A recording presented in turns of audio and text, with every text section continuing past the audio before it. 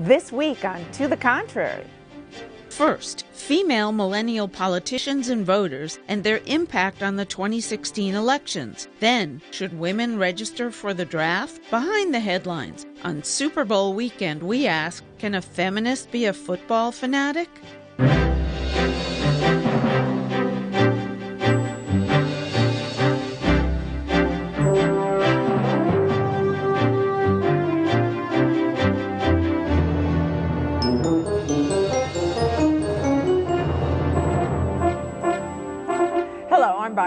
Welcome to the Contrary, a discussion of news and social trends from diverse perspectives. Up first, young women. As the presidential candidates battle it out in advance of the New Hampshire primary, millennial voters are playing a major role, especially on the Democratic side. The nonpartisan Women Under 40 Political Action Committee, or WUFPAC, wants to leverage the momentum. WUFPAC held its election year kickoff, calling for more young women to get politically involved. There are millions and millions and millions of us, 40 and under, and we have 7 representing our voice in Congress. You want a qualified and capable candidate.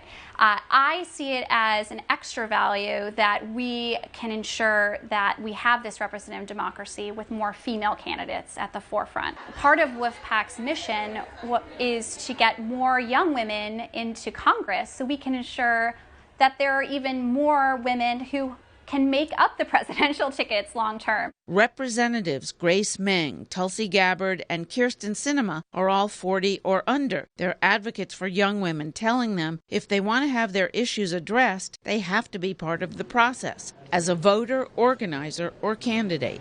It's really important, whether it's presidential elections or even from local elections, from school boards to city council to the state levels, to make sure that women have a voice during any sort of decision-making process. It's important to give back and to participate, otherwise we can't complain.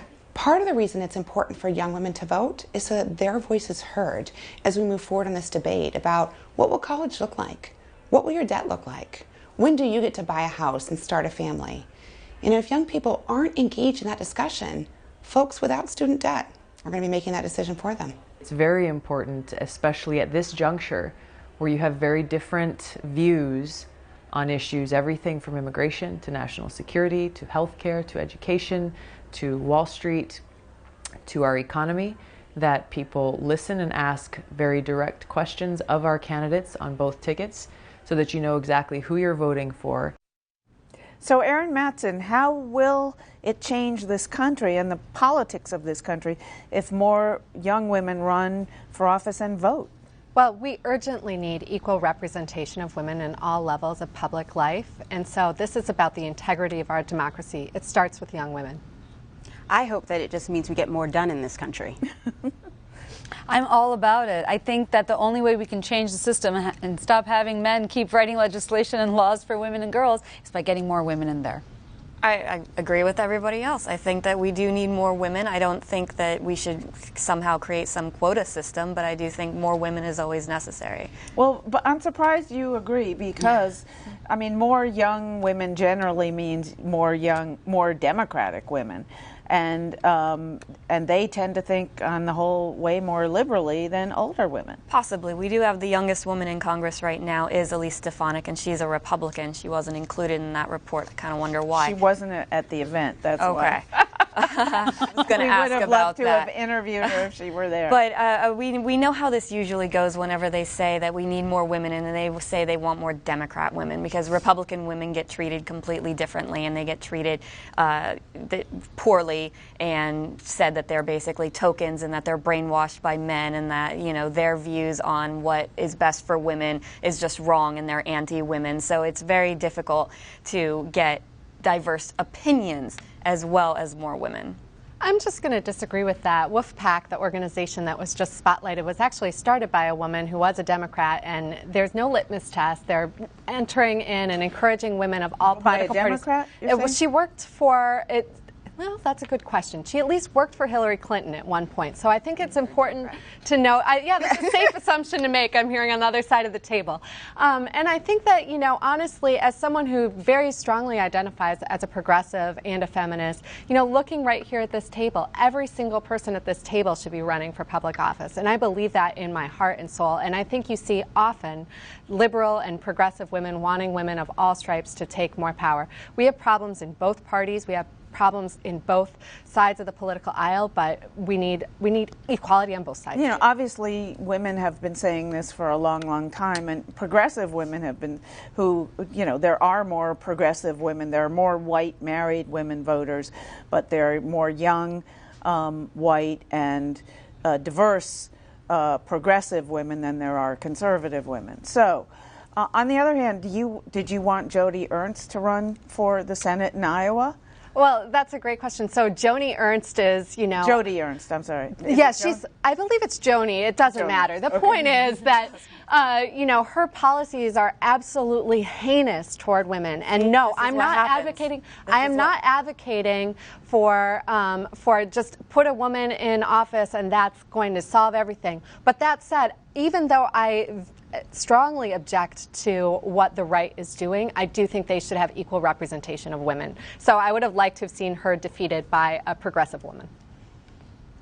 I think the one thing about the Republican Party, at least, is that we do have to do a better job of articulating our messages to women and minorities. Because I think there are plenty of Republican women who would go into office, but I think they don't get the proper encouragement as they might get in the Democratic Party. And I think you could see many, many more Republicans, depending on how Republicans play out this election and a few years in advance. It's a critical time for us. Your thoughts, Ash? Well, I think a lot of Republican women don't want to get in because they see the treatment that Sarah Palin gets or that Carly Fiorina gets or Joni Ernst gets, where they're being called anti-woman just because they have different ideas for what is helpful for women and that they might not agree with abortion on demand or at all times throughout pregnancy. Or at all. Or at all. And, you know, sometimes men have those same views and women think that, yeah, a man can vote on this reproductive right because I agree with what he says, and yet we're being told,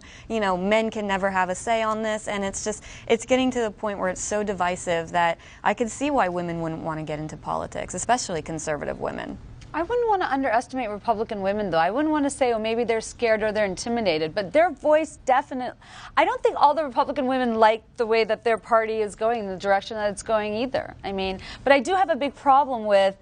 I mean, it's conflicting that, you know, if you don't agree with our version of feminism, you're going to be excluded because you don't want to exclude any women, but then we've got a lot of work to do. But it's not just, you know, quite frankly, age in either party. It's not just a party split. It's within the Democratic Party right now with Bernie Sanders and Hillary Clinton.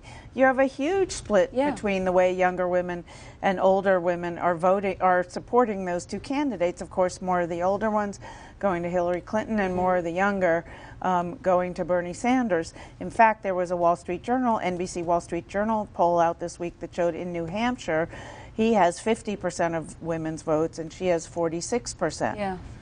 But the other thing is with the Republican women that I'm worried about is that their party has recently been completely kind of set up as an anti-woman party. I mean, some facts are just according to you. According to you. You don't think so? Okay. I don't believe so in the least. But back to your point about New Hampshire and younger women, is I think because younger women are going to college more, they're more into a broad range of issues. So they might, you know, older women might be more into a little more family issues, single issues, whereas younger women are seeing more of the world and they're seeing a broader array, and so they might go for Bernie Sanders because they believe that he's with them on all of those issues, whereas older women might think Hillary's with them on their one or two issues. Well, and I think it's also a matter of we've grown up in a time where women have many, many more choices. So older women see Hillary as a symbol, whereas an 18 or 19-year-old woman who has seen women governors, who has seen many more things happen, and women heads of corporations and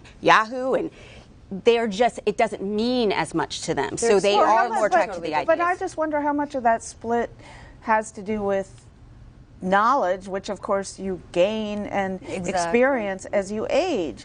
When you're 20 years old and you think, oh, he's going to get me free college tuition, you say, oh, great, I'm going to support him. And when you're 40 and you know that ain't going to happen with this Congress, and some people see him as lying just to woo those, to buy those votes in so many, you know, it's the whole 1% versus 99%. You know, that's all great, but it's not happening in the next 40 years of this political climate. I think that completely played out between Sanders and Clinton at the Democratic town hall as well, because I felt like when Clinton said, you may not be with me, but just know that I'm going to fight for you. I feel like she can't be that sweeping, romantic revolutionary that the millennials want so badly, because she's just had too much experience. She can't even sell you, you know, she can't even tell you what you just want to hear, versus Bernie can. I'll tell you one thing. Yeah, but he's a lot older. I mean, but that's what he's appealing to, and he can go with that. Like, I feel like Hillary's like, with all my experience, I just can't sit. Like when she said what it's like to have like a 50-year-old filibuster. How do you deal with that? Ask your daughters to ask me that question. She cannot go up on stage with her hair unkempt, with slightly mismatching clothes, shouting. You know, she gets accused of shouting. She's even been accused of shouting by Bernie Sanders himself. Yes. And she gets called out on this. Just last night during the debate, the editor of The Hill called her out for shouting. She said when Hillary shouts, she loses. Yeah. He said, meanwhile, shouting is seen as Bernie's strongest asset. And that's absolutely a gendered phenomenon, that she's encountering sexism in the course of this campaign. All right. Let us know what you think about this. Please follow me on Twitter at Bonnie Urbay or at To the Contrary. From politics to women in the draft. Male citizens 18 to 25 must register for the draft under Selective Service Guidelines. Should it be the same for women? At a Senate Armed Services Committee hearing this week, top Army and Marine brass urged equality. The Secretary of the Navy has not offered his support yet, instead calling for a national debate on the issue. The hearing was held to discuss Defense Secretary Ash Carter's call to open all military positions to women. But the controversial change in the draft was also debated. Though men are still required to register, military service became voluntary in 1973. So, is this an important debate, or since there's no draft anyway right now, does it matter?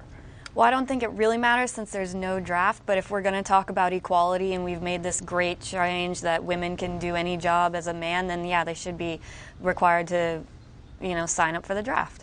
I completely and totally agree. And actually, I hope that it happens. Not that I want anyone to be drafted. I support the all-volunteer Army, of course. But I do think that, you know, when you look back historically at the arguments that were leveled against the Equal Rights Amendment, which would give women equal rights under the Constitution, one of the primary arguments was, oh my goodness, women are going to get drafted. So let's just sign women up for the Selective Service and ratify an Equal Rights Amendment. I'm all in.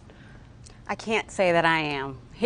I worked at the Defense Department for a long time, and I really think women are powerful, wonderful creatures. We all are. But we have different roles. And I don't know, given that we don't have a draft, I don't know that it makes, and maybe this is purely selfishly, because I don't really particularly want to go to war. I'll be very honest. I'm happy to waive. But I just don't think it's necessary. I just don't. Well, but if you're going to... I mean, first of all, having worked at the military, at the DOD, yes. Did you not see disparate treatment for men and women? Do you not think that, and I've interviewed so many female military brass who say, you know, if we only were treated equally, we don't get equal, you know, all that stuff. And if you don't, you know, no pain, no gain, right? But here's the thing. Do you change that by requiring all women to sign up? I mean, maybe people are treated differently, you're treated differently in corporate America as well. You're treated differently in the military. Is that just a factor of being a different gender? I think I'm all for it. You know, draft the women. I think women would be all for it, but please don't draft me. I technically just became American 2 years ago. I also want to point out that I'm too old now. I'm beyond that range, so I also don't feel comfortable saying, yeah, you all should sign up because, like, I'm safe from it. No, but that's not the point. I mean, I don't feel bad. I don't see it as, first of all, women to go into combat have to pass certain physical They do. tests. Yeah. 30% of men trying to sign up for the Army flunk the physical.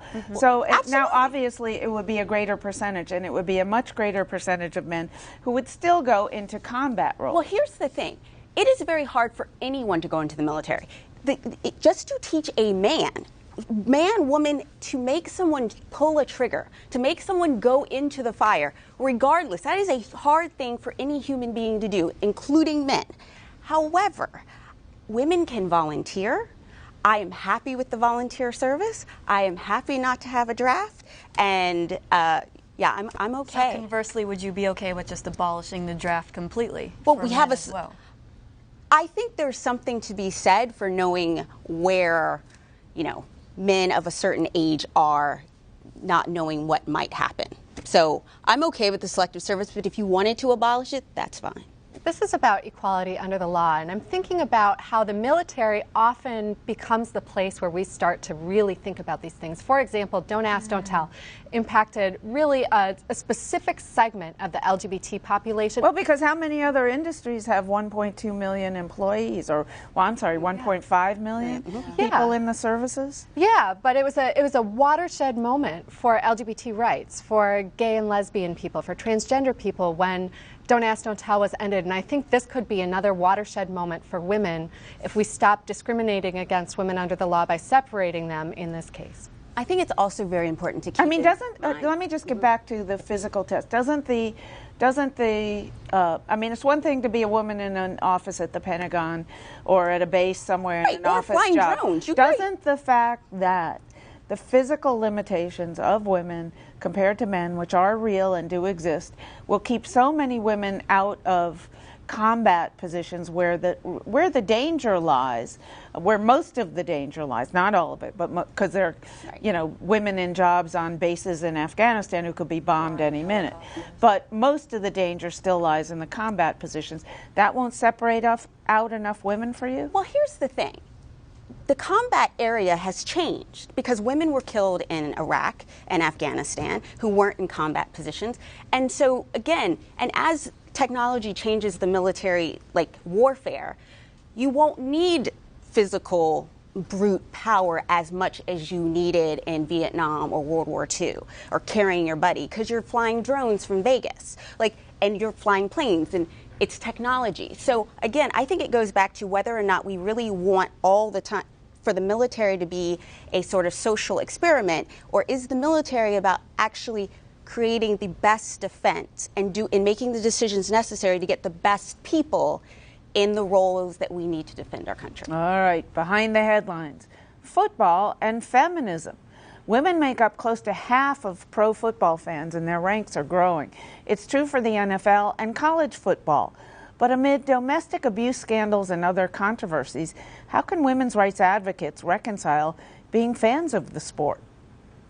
Diane Roberts holds a doctorate from Oxford and teaches literature at Florida State. She's also been a diehard Seminoles fan since she was a child. I came to be obsessed with and addicted to football because my father died when I was 9. I inherited his season tickets.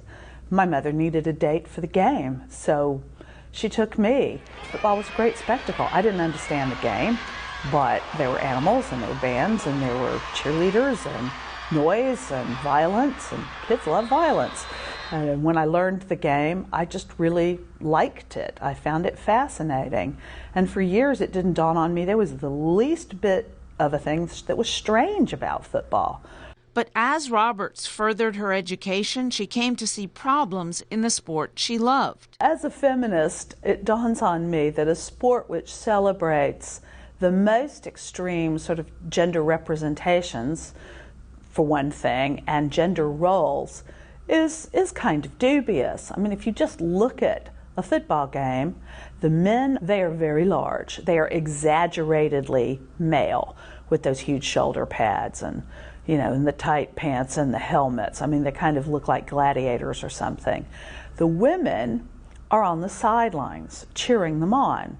And if you've ever seen cheerleaders, they're very tiny, and they are saying go, go, go to the guys, even if the guys are total failures. Roberts wrote the book Tribal as an analysis of both the social problems within football and, paradoxically, why so many people, women almost in equal numbers to men, enjoy it. We actually do, in Tallahassee, think that people in Gainesville are weird. They are actually exactly like us, but we decide that they're weird. Gainesville, you understand, is an hour and a half away. The University of Florida and Florida State University were the same institution at one point. They just split into two different locations. And yet, we think they're totally opposite.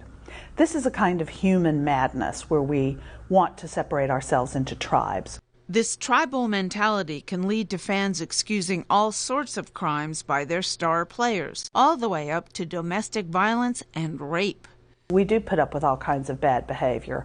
Case in point was 2 years ago when our very, very good quarterback at Florida State, a fellow by the name of Jameis Winston, who now plays for the Tampa Bay Bucks, was accused by a young woman of rape. And the whole town, it seemed, just reared up and said, well, obviously she's wrong, or she's lying, or she's a gold digger, because our sweet boy would never do anything like that. As if we all knew him, and none of us knew him. And we still don't know whether he's guilty of anything because the police messed up the investigation and the university dragged its feet, and it was really an embarrassment for the university, I'm sorry to say. And this happens in college town after college town. A football player is special and tends to be treated accordingly. In college football, there's also the problem of academic favoritism and sports stars. The athletic department goes around sometimes, this is true of all universities, especially state universities, trying to get the football players through their classes so they don't lose their academic eligibility. With so many problems, how can a highly educated feminist remain a football fan? I'm living with the contradiction. I think human beings are paradoxical. I think we can carry all kinds of contradictory feelings. We can even love things that aren't necessarily good for us. We can enjoy things that we know better about. So, do you know better or not? I have to say I'm a big Redskins fan, and I think there's something beautiful when a quarterback meets a wide receiver for a touchdown. It's sort of poetry in motion. And to me, it's concussion in motion. Now, see, that's a whole nother thing. But the thing is that people take risk, and I think it's terrible, the idea that people are risking their health for an entertainment, but people have choices, and there's a lot of money involved. But I love football, and you know, it's been since 1991 since the Redskins won a Super Bowl, so I'm desperate for a good game. Well, I think, you know, first of all, as someone who does watch football, often with my daughter, who is a super fan. My 2-year-old daughter is a super fan, and I was not a football fan before I came to football through marriage. Before that, I was what I called a guacamole fan. I loved the party around the football and the food that went with it. But I think there's some really exciting changes happening. You have the Buffalo Bills have hired the first ever full-time coach, that she's an assistant coach, so that's really exciting. And so I think about this from my lens as a mother of a daughter, that sports are so important to our culture, that you know, that collegiality, it comes into networking and work. It's important to participate in things. That said, there are a number of really troubling things about football and the treatment of women. Right. I mean, I think the Ray Rice incident was handled poorly and very. I think it's like still ongoing. Because now he's suing because he was wrongfully. So there's issues in the game, and there's certain players that do bad things. But overall, I mean, it's a game. Like, just have fun and enjoy something for once. Like, why do we always have to overanalyze things for its gender roles instead of just finding some entertainment in life for a couple hours a week? Man, I could answer you for half an hour by myself. Go ahead. I was just going to say, I think you can enjoy the game, but it's hard to enjoy the game when your wide receiver or your star player is beating up his wife in an elevator and there's video footage of it. I think you can let me just jump in for a second. Not only that, the whole culture The whole is culture. absolutely repulsive to some people. Just forget about individual players or whether they've raped somebody, but just the whole idea of women in their, half naked, running around with these. But those women choose to do that. That's fine. That doesn't mean people. I used to do cheerleading. I loved it. I'm glad you loved it. That doesn't mean I had to love it. That doesn't mean lots of other women who find it offensive. So you want to take that away from the women who do enjoy it? Nobody's talking about taking anything away here. People are talking about expressing opinions that it is a horrible, materialistic, sexist influence on U.S. society. And it is. What? Are we allowed to clap? Yeah, I gotta go. You think that football is a net negative to America? Oh my goodness, this sounds like a setup. Don't make me your next column topic. 20 seconds. 20 Quickly. seconds. Yes, I think there's a big problem, and I think it's a contradiction if you're a feminist and you love football, not because you shouldn't be able to enjoy a game and enjoy yourself, but the fact of the matter is, aside from the domestic violence culture, the sex trafficking culture. We gotta go. Okay, all right, next. but thank you very much. That's it for this edition. Please follow me on Twitter and visit our website, pbs.org/tothecontrary. And whether you agree or think to the contrary, see you next week. And let me just say, Super Bowl and big games. Yes,